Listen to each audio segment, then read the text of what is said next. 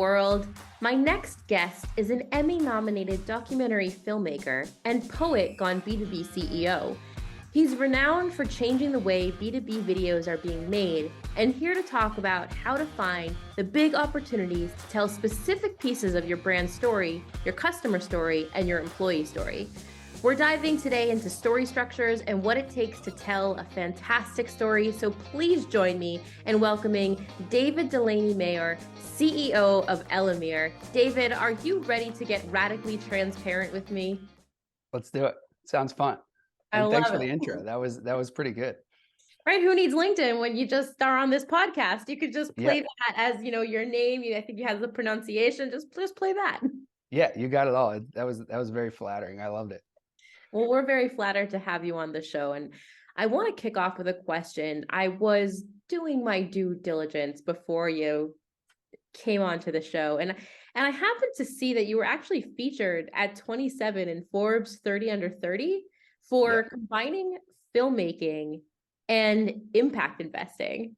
And I also noted you're an Emmy-nominated film producer.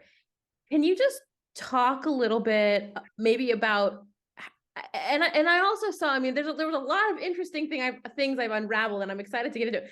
A former Duke basketball player. A lot of these different skill sets and talents are just bleeding through, but seriously, is there anything you can't do? And how did you find yourself from all of those fantastic things in the world of B2B? Yeah, that's a tricky question. First of all, there's plenty of things I cannot do. I feel like everything I do, I'm like stumbling through darkness, like just trying to make up stuff as I go. So, but I appreciate the compliments. Yeah, it's funny looking back. It's always weird to look back at like things you've done in that way. Like in hindsight, you try to like piece it together as like a concise narrative. But the truth is, I think I've always just been very passion driven, and like I've always just, done what I'm doing at that moment really intensely. and to the extent that that's given me any success, then that's kind of where we're at. I think how I ended up in B2B storytelling is as you alluded to, I was a documentary filmmaker. I still am a documentary filmmaker. I'm making, a project right now. But, basically to fund the bills, but also because I think business has always interested me. Growing businesses is an interesting thing to do. Startups are interesting. And at the time I was doing videos for B2B SaaS companies, specifically software companies that were specific to verticals, so vertical software companies. But I did kind of a fair amount of different types of video storytelling for growth Silicon Valley-based startup companies. And I just kind of realized, bringing like my filmmaking background, that like a lot of the videos I saw in that space were really bad. And I mean that like very real radically transparent now. They're really bad. Some of them can be bad. Yeah. And it was like, I would look at a company and I'd go, all right, how much do they spend on that? And then like, what are they trying to do? And when I put those two things together, I was like, all right, there's just got to be a better way to do this. Like there has to be, particularly in today's world where like, people watch stuff all over the place now, like, and they don't expect the like corporate, like like nobody even wants that anymore. What they want is like to be connected to brands. They want to understand why people are doing what they're doing, particularly these software companies. Like their number one challenge is explaining that like we're people and we're like doing things that matter, and none of that is being solved by like a $50,000 production with like people sitting there in like suits going, yes, we like solve problems. Like you should buy our software. So it was just kind of like an experiment. Like, can we do something better than that? And that took me to where I am now, which is founding this startup and really trying to help, B2B SaaS companies, solve video storytelling. I think it's an important initiative, as one in B2B marketing and as one, right? I was actually on a call with LinkedIn earlier. They're a partner of ours, and we were going through some of the trends. And the biggest trend on LinkedIn right now is posting video, right? Yeah. Whether it's a 30-second snippet, your customer story, right? It's the most engaging piece of content a brand can put on LinkedIn. And when you Yes. think about how quickly you have to post as a B2B brand, right? There's Yeah. no way. There's no way. I mean, with all of our budgets getting slashed, right? There's no way that we'd be able to keep up with the same type of production that once was. But before we get into that, because we're going to talk a little bit about how B2B videos have changed, you've hinted to it now. Can you talk us through what is Elemmir and Yeah. what's the value that Elemmir is bringing to your customers today? Yeah. I mean, we're a video production agency, really. Our big difference is everything we do is fully remote, and everything we do leverages technology that already exists.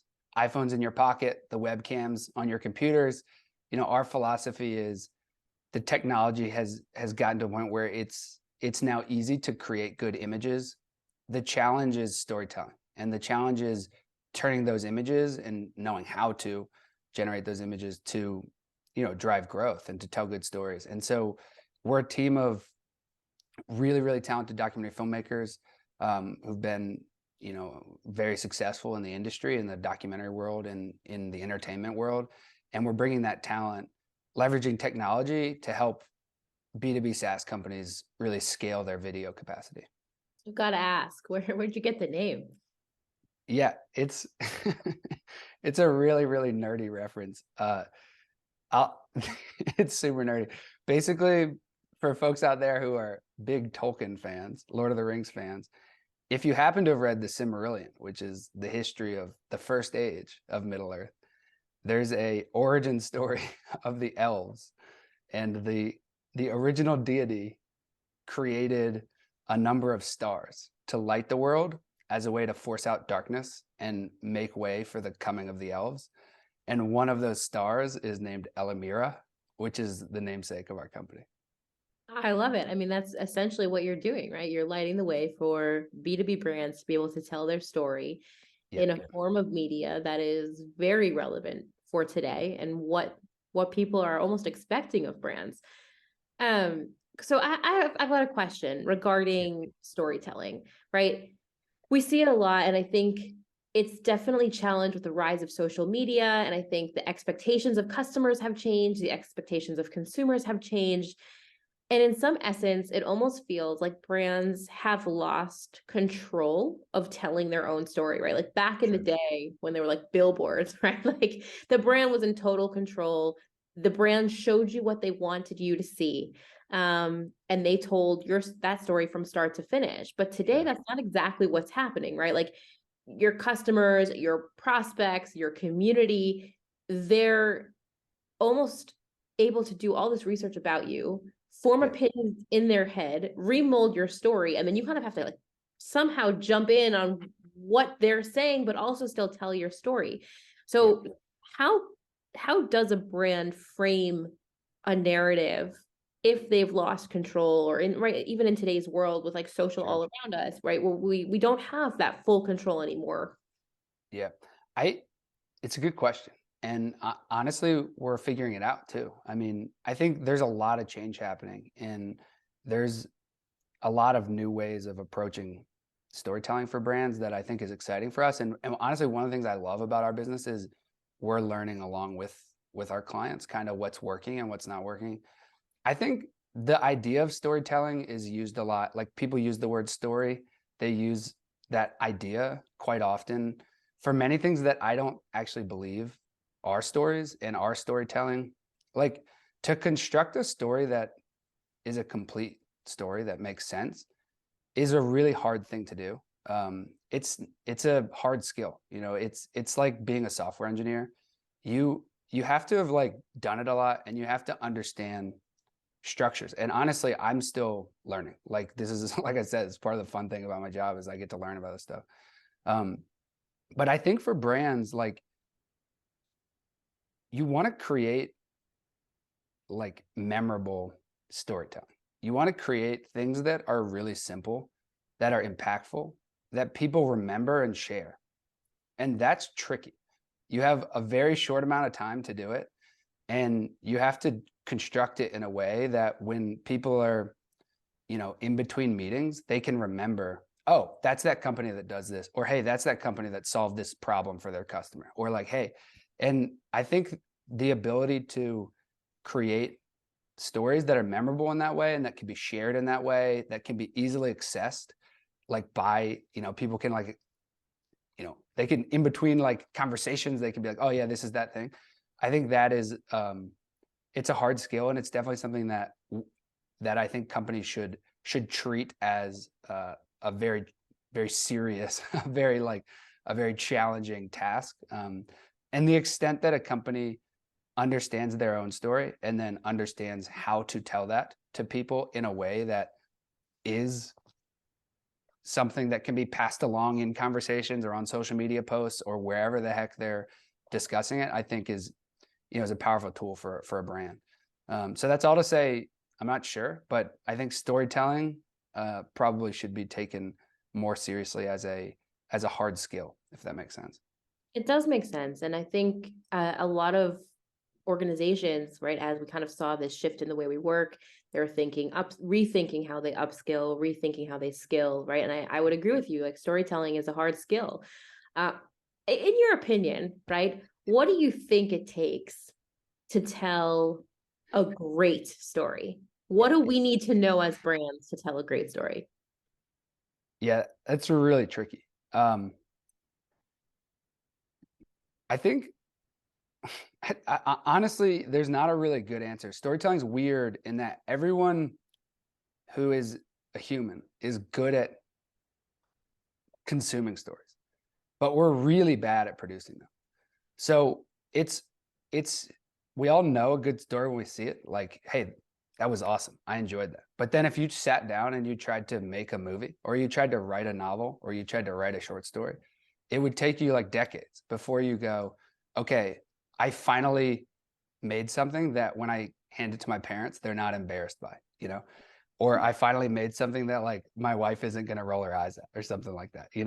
It's a hard thing to do. So I think the things I'll say about it is people who tell good stories generally have done it their whole lives. It's generally something that you have to do and you have to commit to in a big way. And so I would encourage brands to look for talent and to look for ways to find people who that's their commitment in life, is telling stories, and have done it a lot. It takes a lot of iterations to like understand, for a complex audience, how to connect to everyone all at once with really simple structure and really simple details. I think there are also tried and true like models for storytelling that brands can follow. Like there are, like storytelling has structure. There's basic formulas that work, and then there's things to avoid. And so I think like digging into some sort of base level of understanding about, okay, when we talk about, this particular product, we shouldn't just tell them about it. We should tell them in the context of this type of a story. Once upon a time, there was a consumer who had this really big problem. And then along came this software company that solved it. And now this is the world that the consumer has, and that's a really simple story arc, but it's easy for people to remember. It's a lot easier to remember than like, hey, here's a product that does 10 things. Like nobody remembers that. And so I think I don't know how to answer that except to say like, get started and then figure out what's working and then find talent that can help you further that. Listen, I definitely agree with the fine talent. I'll like confess, right? One of the Yeah. things I had to do in my role was write ad copy and commercials, because we host this, well, I host this podcast. So Yeah. let me tell a story. Write some commercials for the podcast to send over to like Harvard Business Review and wherever else. Yeah. That might have been one of the hardest things I've ever had to do, because you had to tell, like, I think we had like 30 seconds to Yeah. tell this mini story of what is radically transparent about. And I think it Right. took me almost like 3 weeks to get it right and make sense. So Yeah. I definitely agree with you regarding the talent piece. It's not Yeah. easy. Yeah. I want to understand, because I think a lot of my colleagues, a lot of my peers, we're all in a similar boat right now. The economy is just, a little bit of a frightening place when you take a look on what's going on. Budgets are getting slashed. And it's a bit of a hard time for many of us. And we're being asked to do more with less. And I Yeah. feel a lot of times when it comes to making videos, right, we need a lot of resources. You can keep me honest there, but the Yeah. resources, whether it's the talent or the technology or the how to film or what it may be, right, our budgets are getting slashed. Yeah. What are some of your top tips for organizations that want to be filming stories, but resources have become scarce? Yeah. I think there's a saying in the film world, you can do things fast or you can do them cheap. Like it's definitely true that creating videos requires like resources, whether it's time or it's equipment. With that said, I think first off is I would take very seriously the technology you already have to use and to make videos. And what I'm talking about is literally iPhones, Android phones, like whatever you have, the newest version of it, somebody on your team already has a camera that can produce the images that you're looking for, right? So I would take that very seriously because these cameras are really, really good. And probably, unless you're making a Nike commercial, it does everything you'd need it to do. It makes really good decisions in terms of lighting, in terms of color, in terms of like, depth of field. There's a lot of things that that little machine is making decisions for you and you should put it to work. So I think that's like the first thing. I think the other thing that people get wrong a lot with video is that it just requires investment to create videos. There's a lot of ways to create videos that don't require thousands of dollars to be put into it. And I think the second tip would be find motivated people in your sphere who want help. And this can be customers who maybe have a co-branding opportunity that they see with this and they want their company out there too. And so they're willing to chip in and they're willing to take part in a video, they're willing to help record some stuff. Maybe we do that all the time. Or maybe it's a marketing intern who thinks this is totally fun and has that skill set and can record videos. Finding motivated people in your community who want to take it on is a really good like step. And then I think the third thing is when you do spend dollars, it's like you should spend money on that storytelling piece. I think what you want to avoid is spending money on production. I think production is like a dying art form, frankly, and it doesn't always result in good storytelling. In fact, sometimes they're mutually exclusive. If you're paying somebody a lot of money to be smart at production, they might not be a storyteller. And then, you're working against yourself.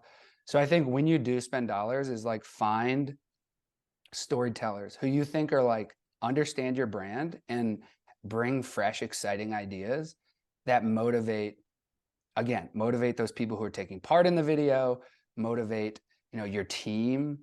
I think like video is such an amazing opportunity to like really motivate anybody watching it. If you make an amazing customer video that's really impactful, like your investors love it, your board loves it, your advisors love it, that's really valuable to a company. Also, your prospective companies, customers like it. So I think that third piece is like find storytellers who understand your brand, who fit well with your team, and who have fresh, cool ideas that can help motivate and help make all of steps 1 and 2 happen. I like that. It is truly right, all about the story. I think, when we were starting our YouTube channel, we also had this fear, right? Like, oh my gosh, we're not, Gen Z YouTubers with like all of our ring lights coming in. But we kind of realized if the content's good, if the story's there, right, it kind of doesn't matter if your lighting, is not so great. But I definitely hear that. I want to shift for a moment about framing.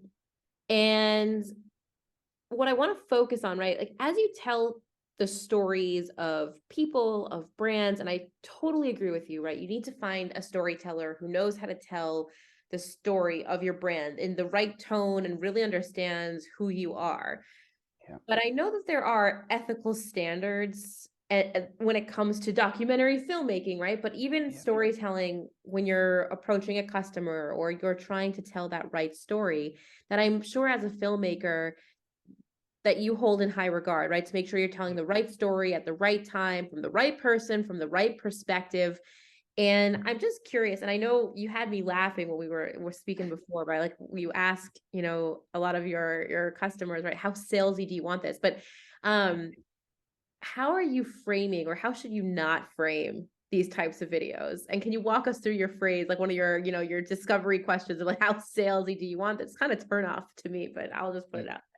Yeah, for sure. No, I mean, I think again, so my background, I'm a documentary filmmaker, and one thing that's constantly amusing to me when we're making this kind of content, particularly with customers, customer content is, our whole team's documentary filmmakers. So I mean, like we've been dealing with like how to navigate these ethical questions, how to navigate like what type of story fits, what works, how do you get that out of somebody, what lines do you draw? Like that's like our lives. And then it's always like a little amusing to me when marketing teams run into that, because we're just like, yeah, no, like come on over to the tribe. Like, yeah, it's a thing. We've got decades of experiences and like mistakes to help navigate this. So yeah, I mean, to your point on that question, we love to know from our clients how salesy. We have like a 1, 2, and 3. Like, how salesy do you want it? Do you want it super salesy? Do you want it like, a little bit salesy? And Can you then, give me an example? What would be like a super salesy? Like, just could you? well, super salesy would be like, you could think of it as percent of time spent talking about a product is another Okay. useful way to think about it. It's just like, this is literally just we're discussing the product. The customer's telling, another prospective customer basically like, hey, this is what it did for me, and it really breaks down like the details. And if a company knows this is going to be like lower in my funnel, I really just want to hit these like 5 specific points, that's an option. We usually push people towards the less and less salesy. I think, what the more salesy version of these videos can be accomplished a lot of times as like a written case study or just a dialogue with a sales rep, honestly. But sometimes can be useful depending on the use case. And then on the other end of the spectrum, we make a lot of videos where it really is a customer success story, and it's valuable for the brand to just show their customers having success, show them off, and be like, we love this customer, they're doing great work, and it's very much about the customer. And then towards the end, there's usually like, this is how they've helped, this is why we love the software. But it's very much like customer focused. And those obviously for documentary filmmakers, like we love making those because it's just like, let's find a good story and hone in on that. Yeah, and listen, what I love about B2B, and especially in recent times, I feel for so long B2B has been coined B2 boring. Yeah, And what I'm loving seeing from our customers when I go on LinkedIn, I love when I see brands putting customers at the heart of everything that they're doing. I think yeah, they are taking a note from their B2C counterparts in a lot of the way they tell those stories. But I'm so happy to see that. And when you do see a customer front and center telling purely the customer story, I think that is yep, something super memorable, right? We were talking about totally. earlier, you're bouncing between meetings during the day, right? And you're probably freaking out about when you're putting together, your earnings meeting deck or your budget Yeah, plan for 2023, right? And you just happen to see something and it sticks. And yeah, that's really what a good story is all about. yeah. I think that's right. I think the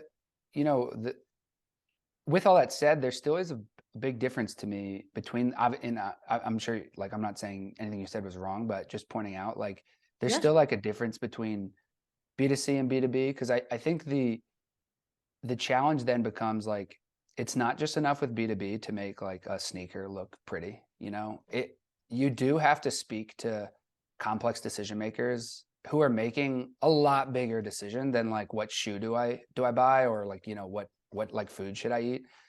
This is like a very, very serious decision that's driven by data, that's driven by like a complex suite of people at a company that are all like arguing about like which one should be, which one should we go with, like which solution is better.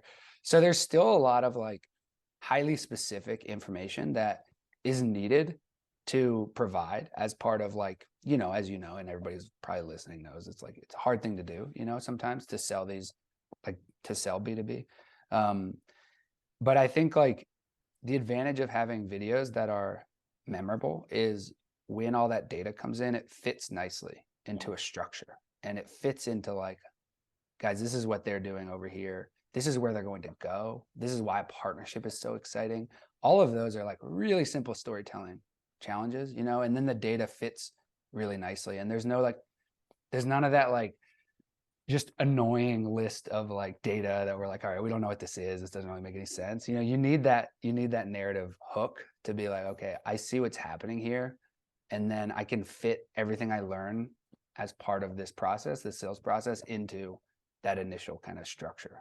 So I think valuable even in that way to make sure like your highly specific information fits inside of some sort of emotion or some sort of narrative. Touche. I couldn't have said it better myself. So listen, I've got one last question for you. Okay. I cannot let you go without asking the radically transparent, most famous question. Okay. What is one thing you can tell us about yourself that we can't learn about you from LinkedIn? And I'm going to throw it out there too, because when you Google, you're so impressive. So anybody listening in, you should absolutely Google David to find it's fast. I was like reading like the black hole of David. It was fantastic. But what is one thing you can tell us about yourself that we can't learn on the internet? That's an interesting question. I like that question. There's a lot, probably. I mean, that's tricky. What are some other answers that people give to that? I have to say, one of my most favorite was a guest she was phenomenal, and she had won like pie eating contest. She was like renowned in her town. That's cool. That was pretty cool. We've had, musicians. We've had a lot of different answers. So I'll say I love writing poetry, and I love reading poetry. And I think honestly, here's a radical thing. I think I've learned more about building a business from poetry than from anywhere else, which is like kind of strange. But I think basically in poetry is like a blueprint for like a lot of different things. And so I just love poetry, and I love writing like really weird poetry. And there are like times when I'm just like, I have to sit down and like write poetry, and then that happens, So I think that's one thing you wouldn't say. Can you leave us perhaps with a poet that we should all either dive into, or if you have a quote from a poem that inspires you daily? No, I can't do it. It'll be too like, there's no way to answer that without sounding like a elitist, like, I think I'll bring it back to storytelling. I think people should read Flannery O'Connor. She's a short story writer and novelist from the South. She's a Southern writer, and she has a lot of great things to say about storytelling. And I think it's very different than B2B storytelling, but there's a lot of stuff that I think is relevant to just structuring a story and how to tell a good story. So I would recommend that people check her work out. David, thank you so much for getting radically transparent with me. Yeah. And for anybody who is looking to tell a great story, authentic story, wants to connect with you to tell those stories, where is the best place to reach you? Yeah, I mean, our website, you can get in touch with us there. You could also just email me at david@elemmir.com. I always love getting random emails. I think those are the ways to do it. Fantastic. Thanks for tuning in to the Radically Transparent podcast, brought to you by Octopost, the only social media management and employee advocacy platform architected for B2B. I'm Jennifer Gutman, your host and director of social strategy here at Octopost. And if you love today's show, we'd love if you subscribe, rate, and give a raving review wherever you get your podcasts.